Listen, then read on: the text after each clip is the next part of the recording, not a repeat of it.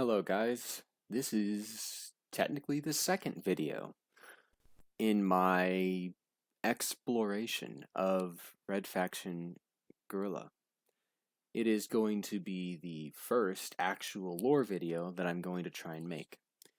I'm going to try and cover the planet Mars, which is supremely important in this game and in this universe because it is where most of the games have actually taken place. Red Faction Guerrilla, and Red Faction Armageddon have all taken place on this. Red Faction 2 did not, but Red Faction 2 is weird. Lots of interesting and odd things going on in that one, and I don't really plan on covering that because it's not why I made this series. I'll give you a rundown on the planet first because Mars is a planet in our real world, and when I'm done with that, I'm going to go into what the wiki has to say on its history. Bear with me because most of this history is written very dryly, and using the wiki is a pain, but I don't want to write a script because I have writer's block from other things. So, to get things started, Mars is the fourth planet from the Sun. It is the closest planet to Earth, and it has two moons, Phobos and Deimos. In the Red Faction universe, it started colonization in 2050 by the Ultor Corporation, which is a awful corporation that treated its employees like actual slaves. You'll find this comes up quite a bit. Turns out authoritarian governments and corporations like treating people like garbage. Ultor did a lot of bad things. I will go into Ultor at a later date, but for the sake of what it did to Mars, Ultor was the first entity that gave Mars any kind of infrastructure. It gave it all kinds of little facilities and roads and launch pads for vessels and ships to go off of. Even though it was awful, it did try and make something work on Mars. Well, it was mining there because Mars is full of rich mineral resources, and Ultor Corporation made bank off of these resources. Unfortunately, as as is tradition, when people are oppressed and treated like garbage, they tend to rebel, which for the Ultor Corporation culminated in the formation of the first Red Faction. Yes, the Red Faction is named after an actual rebellion group formed by miners from the disgruntled miners of Ultor and security staff defectors, led by an enigmatic stranger by the codename Eos. This Martian revolution managed to pretty much defeat Ultor with the help of the Earth Defense Force, which came in to both help and liberate the miners and to kick the corporation off of Mars so that it couldn't be strangled by its grasp. Earth did not want to have to answer to a corporation when it wanted Martian resources. So it used the rebellion as a bit of a casus belli to go in and take control of everything. After the first Martian Revolution, the original Red Faction would be disbanded, and Mars would have quite a bit of resources put into it by Earth. The Earth Defense Force were considered heroes. They came in and helped the original Red Faction be liberated. So when the miners were free to begin colonizing Mars as freely as they wished, the massive amount of Earth control that was being put over most of the planet was generally accepted. Nobody really expected anything wrong to happen, which everything wrong began to happen. It all started when remnants of the Ultor Corporation turned into what were known as marauders.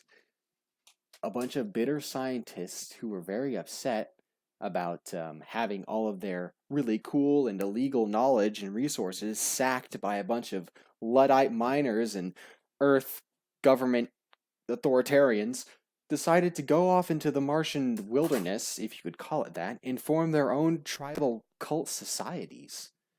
these marauders became extremely territorial, violent, and pretty much lost what made them like scientists.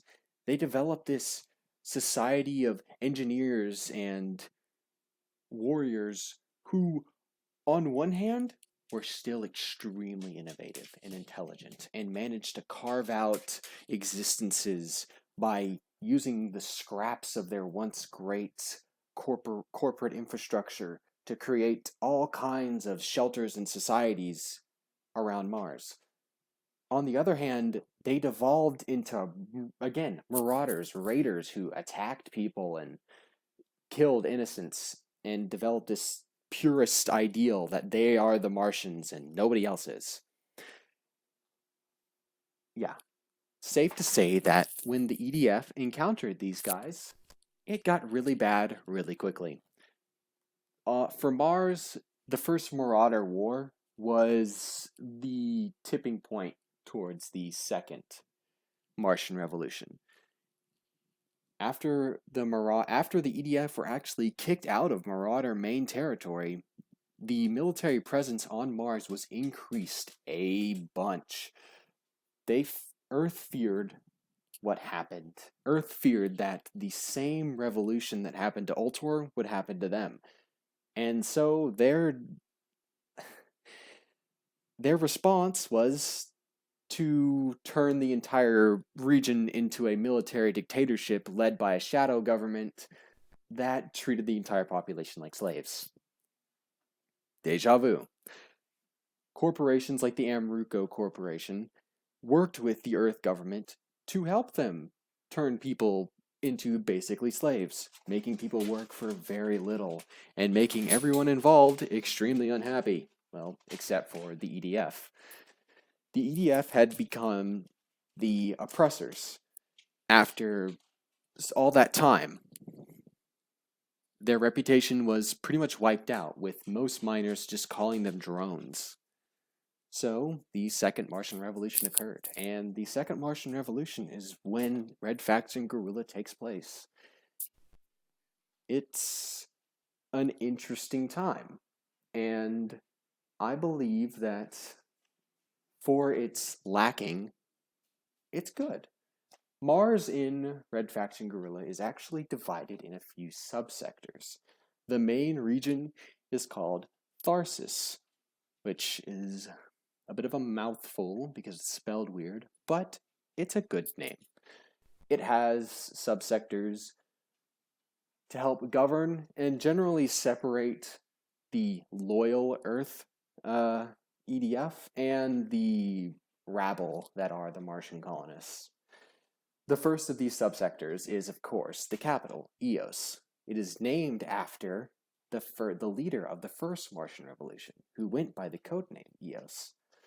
And it houses the Martian Council and protects a region known as Mount Vogel, which used to be an old Ultor military base that the EDF are kind of inhabiting, using as their main operation center.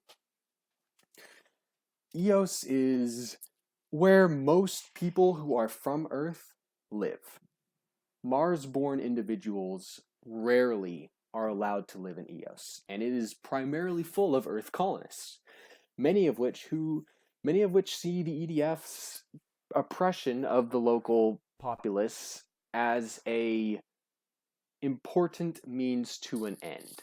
They believe that Mars exists to supply Earth, not the other way around, and that Earth has put so much effort into terraforming Mars that this is just the natural order of things. It's quite awful. After Eos is the Free Fire Zone. The Earth Defense Force, in its infinite wisdom, decided that it was going to patrol anyone who went into the sector of Eos by setting up a massive artillery bombardment zone, where if you don't have the proper paperwork and attempt to run through it, you will be shot on sight by both the guards there and the artillery. But the artillery that is stationed in the region. It is a remarkably hostile and quite jarring change from what the region used to be. After the Free Fire Zone is Parker, named after one of the revolutionaries named Parker, who helped in the fight against Ultor. It is well settled. It is the spiritual heart of the second Red faction, and houses many people who are just trying to live a life away from corporations and away from the EDF. Unfortunately for both of them, they're not going to leave the common people alone. After Parker is Dust, an area that is soaked in corporate overlordship. The EDF and several corporations, like Amruco, like I talked about before, have infested this region and have made everyone there a literal wage slave. The town of Dust is basically just a corporate housing unit with a few bars, and it's generally a pretty bad place to live. Most of Mars is a pretty bad place to live, but Dust really takes the cake. It's one of the largest regions, but it's also, again, pretty awful. After Dust is a region called the Badlands. Now, the Badlands is interesting. It's actually home to most of the Marauders there, and was the first area that Earth attempted to terraform. Unfortunately for Earth, its terraforming efforts backfired to such a degree that the Badlands became more inhospitable to be in. It became irradiated after the terraforming efforts uncovered Ultor nuclear weapons that they had stationed on the planet.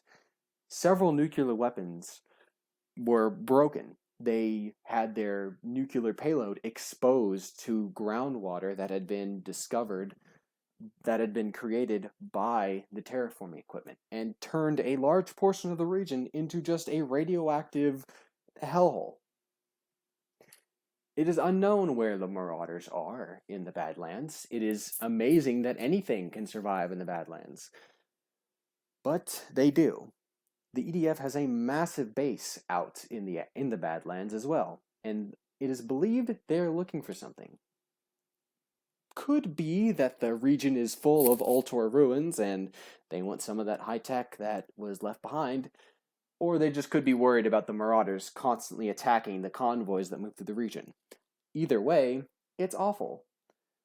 The final region in Tharsis is called Oasis. Oasis is one of the best places to live on Mars, other than Eos.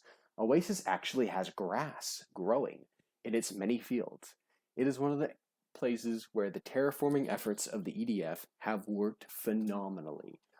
Almost 90% of all the food on Mars is taken from Oasis. Its importance is absolute, and yet it's generally hands off. There are EDF patrols there, but the people there aren't miners. They're artisans. There are restaurants in Oasis. There's hotels in Oasis. There's farming in Oasis. People are actually able to live as if they were people instead of slaves to a corrupt government system. It is considered a little Eos due to the amount of favoritism it gets. Those were all the subregions, and if I did what I wanted to do, there should be a map on the screen showing you where all this is. With all the wiki reading out of the way, I'd like to get into how I feel about it. I think the Martian environment is interesting. I love that it's terraformed, but it's not completely green and lush like you'd see in some NASA video talking about, oh, we're going to terraform Mars. It's going to look like a new Earth. No. Mars in the Red Faction looks pretty much like Mars. It's dusty, it's dry, it does not rain at all. And hell, when there is some kind of precipitation, it's snow in the high points. Mars is still Mars. It's the Mars that we all know and love, but there's a different feel to it. People can walk around without like spacesuits and whatnot and wear clothing that makes sense. Mars has character to it. Each region is clearly defined by both an atmospheric shift, because the game has to differentiate between each region, and just how it feels. Parker feels like a outback town in the middle of nowhere that was abandoned by anyone but the government, who keep trying to suck all the life out of it. Dust is clearly an industrial misery pit where everyone who isn't employed by the corporation is an officer in the EDF who's cracking down on people who are employed by the corporation. The Badlands is miserable. There's barely anything out there. There are ruins of people who have tried to settle out there, and then there are marauders who come around and kill you because they're race purists. Oasis is it's a breath of fresh air, both literally and figuratively, showing actual civilization with actual gardens and people enjoying themselves to a degree as much as they can in such an awful society that has been perpetrated by the Earth Defense Force. The Free Fire Zone it's literally just an artillery zone. There's nothing really to say about it. It's a big dumb thing that I never really got, but I understand kinda, but then again I really don't. It's awful. Finally, there's EOS, which is Earth entitlement at its finest. It is a luxurious actual city. It makes Oasis look like a town of paupers, whilst it has restaurants, hotels. There's even a college there. It has the government seat in this location. And it is full of a bunch of yes men and Earth loyalists who will do whatever the EDF say. It ironically has the heaviest EDF presence because their main base of operations is sitting right there. So its people, while they may seem happy, are probably living in just as much or even more fear than the people who live in Dust and Parker. There is another region on Mars that is not talked about, but I believe deserves some recognition. I talked about it in the last video. It's the transit center. The transit center on Mars is not talked about. You see it in the first cutscene of the game, Red Faction Guerrilla, but that's about it. I think the transit center is located in Parker due to the environment that is portrayed, which is odd. I don't know why the transit center would be located on Parker if it's the only place where people go in to land, unless there's another one, which would make a lot more sense. As far as I'm aware, most people who come to Mars are given a hefty background check and have pretty much everything about them overviewed so they aren't considered a rebellious minor, which happens regardless, because even if you don't want someone to be a rebellious minor, if you treat them like garbage, they're going to want to become a rebellious minor. The transit center is one of those places where I wish they had set it up as an actual place, because that would make a whole lot of sense. You could meet people at the transit center and be like, hey, get word back to Earth. Maybe we can get some support there. Yada, yada, yada. But it's just never talked about. I assume that there are two, based on my earlier assumption. There's one in EOS for EDF and the loyal Earth citizens, and then there's a corporate one situated around Parker, where everyone and their mother, who isn't high class or an Earth loyalist to the end, is taken to get processed and thrown into their equally miserable life. Mars is pretty bad, and that's why there was a second revolution for it. As we continue on, I will explain more about Mars and the people that live on it, with the next video being about the Ultor Corporation and the Marauders, who I feel are a big part of the Red Faction Guerrilla game. That's about it. Thank you.